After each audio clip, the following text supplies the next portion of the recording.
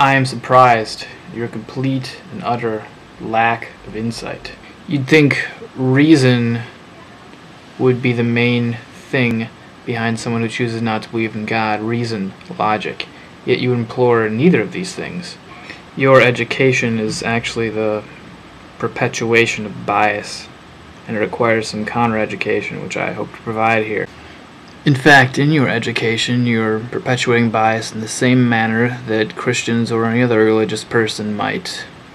You're throwing out blatant subjections, generalizations, sweeping generalizations. And both of these are completely the opposite of what I would consider, and I think what any reasonable man would consider to be logical.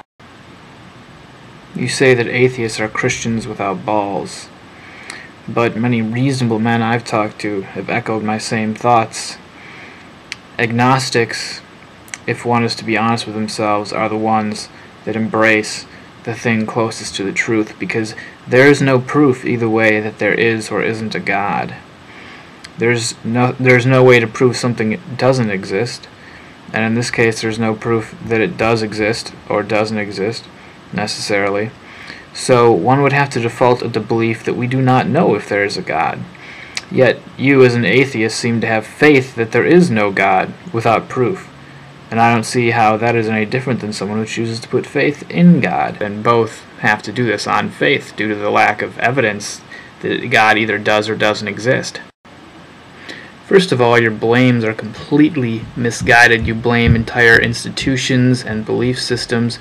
I wonder who else does that. What kind of belief system or institution would Christians blame? They do a lot of blaming, don't they? Seems you do too. Let's talk first about your sweeping generalizations. Now, the reason why generalizations, when you make them, are wrong is because in order for them to be right, you would have to survey the entire group of people you're talking about, and 100% of them would have to fall in line with whatever you are suggesting that all of these people seem to do. One of your generalizations is that people are hurt by religion, but I don't think you've met every religious person. I'm sure there are plenty of religious people that are, bettered by religion. But I haven't seen anyone who's happy with religion, therefore they must not exist because I've met everyone in the world. Not only that, but do you realize that you're interpreting these people's definitions of happy? Maybe they considered themselves to be happy, but you've interpreted them to be sad. One of the very unreasonable claims you make is that you blame Mormonism for the death of your friend. The people who should be blamed, of course, are the parents. Not only are they the ones that refused to let her have a blood transfusion, but they're the ones who made the personal choice to conform to Mormonism in the first place. And then we've got your racist friend. He also made a personal decision to join the religion, and then made a personal decision to become racist, and those two are not interlinked. Would you propose that every Mormon is racist? Then how can you blame the religion for making him racist? It was a personal choice he made. People who aren't religious can be racist too. Therefore, your argument is completely flawed. You say you want people to do research and find out about the religion. Well, I've done that research, and yet I still believe, personally. I would be lying if I said my faith hasn't changed because of it, but it remains nonetheless. Another thing you do is say preachers don't want you to know the truth, so I would take that by suggesting they're basically preaching their own agenda. Well, you've got an agenda too. We all have agendas. And I think that a preacher's agenda and your agenda are equally biased and subjective in their own rights. Another funny thing you do is you tell us how your life has changed since your conversion to atheism. And you list ways your life has gotten better, but the things you list have little or nothing to do with your atheism. They revolve around the choices you've made as to how to view people in society. You say you trust people less. Well, I could trust people less and still be a Christian or believe in God. It has nothing to do with my religion. It has to do with just how you view people as a whole. Another sweeping, flawed generalization you make, as all generalizations are flawed, as I discussed, is that all cops are corrupt. That's simply not true. not all police officers are corrupt. If you did a survey of all police officers, you would find that they're not corrupt, actually. I know in my town that there is a percentage of police officers that are corrupt, but most of them seem to be doing their jobs pretty well and get on with very little complaints. Again, you're using the worst of a group of people to generalize the entire group, the same as you've done with Christians and Muslims, with the killing and the stealing. This is all very illogical of you, and I assume it's by logic that you decided to come to your belief in atheism. But where's the logic in sweeping generalizations of people based on the worst of those people within those groups?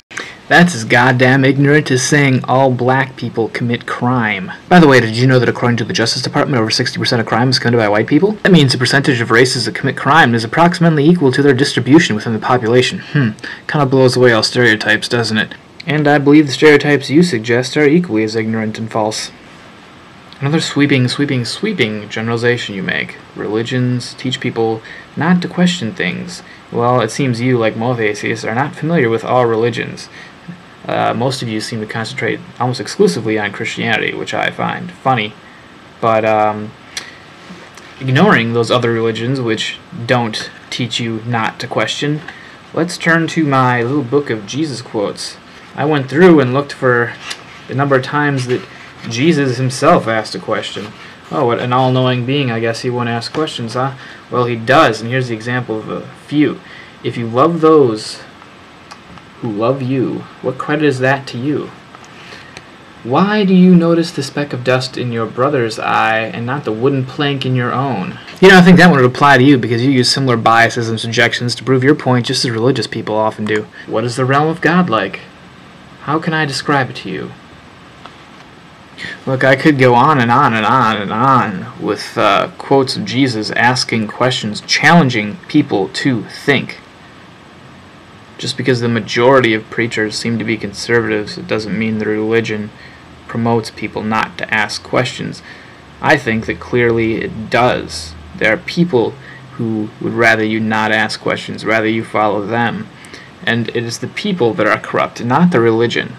That is what I found because of my research. You look at all your research, it's people that do things that are corrupt. So you said to make a video and see if you're wrong. Well, I'm going to say that you are wrong because you've made sweeping generalizations in order to prove your point. These are logical fallacies. You say people are hurt by religion, another extreme generalization. You blame religion for the death of your friend as a child, another sweeping generalization. The parents could be to blame. You blame religion for your friend becoming a racist. Again, that was a personal choice he made. You make the sweeping generalization that Christians and Muslims, all they do is fucking kill people.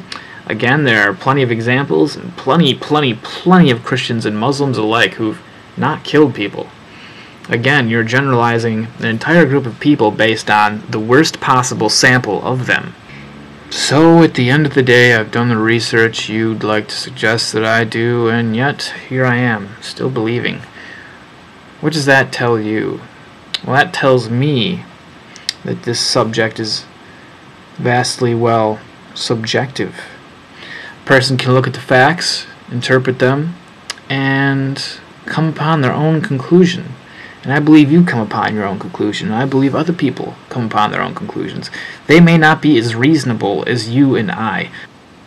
I'm sorry, I'd like to apologize for that statement. I seem to have made a mistake. I called you reasonable, which you've proven by this post that you're not. But even being reasonable, one can come upon a vast array of conclusions concerning the existence of God.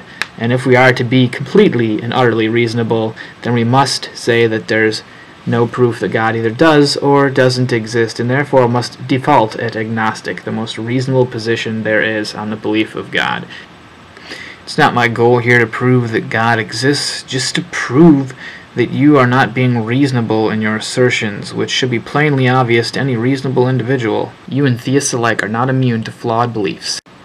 So overall, this was a very biased, very subjective post, and I think all your arguments were flawed because you implore sweeping generalizations to prove many of your points, and you need to come at this from a completely different angle before you bring up any valid evidence that we should believe anything that you say.